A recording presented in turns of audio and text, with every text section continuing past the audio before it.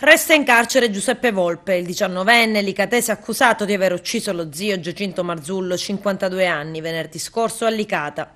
Il GIP del Tribunale di Agrigento, Stefano Zammuto, non ha convalidato il fermo emesso dal PM Carlo V, secondo cui il capo di imputazione era omicidio premeditato pluriaggravato dai futili motivi.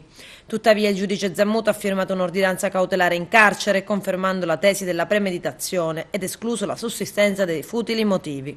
Durante l'udienza di convalida il giovane difeso dagli avvocati Rosanna Scrimali e Gaetano Timieri si è avvalso della facoltà di non rispondere, un cambio di strategia processuale, considerando che era stato lui stesso, in una dichiarazione spontanea fatta sul luogo del delitto, ad ammettere ai poliziotti di aver sparato alle gambe dello zio, che era in atteggiamenti aggressivi.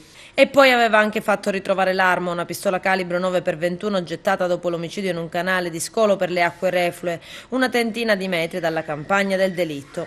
Il caso è stato risolto dagli inquirenti in una nottata. Dopo la chiamata al 118 fatta dalla sorella della vittima, Domenica Marzullo, la polizia ha trovato il cadavere dell'agricoltore, il muratore licatese. Poi, dagli interrogatori è emersa una situazione familiare intrisa di vecchi rancori, gelosie e contrasti di natura economica legati all'eredità di una zia e alla pensione del padre dei due.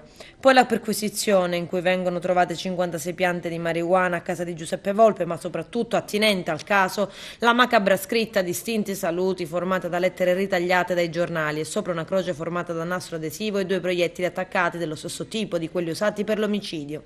E ieri all'obitorio dell'ospedale San Giovanni di Dio di Agrigento l'autopsia sul cadavere di Giacinto Marzullo. Secondo risulta dall'esame autoptico sono stati 9 colpi di pistola che hanno raggiunto il muratore all'addome, alle gambe, al polpaccio e alle caviglie.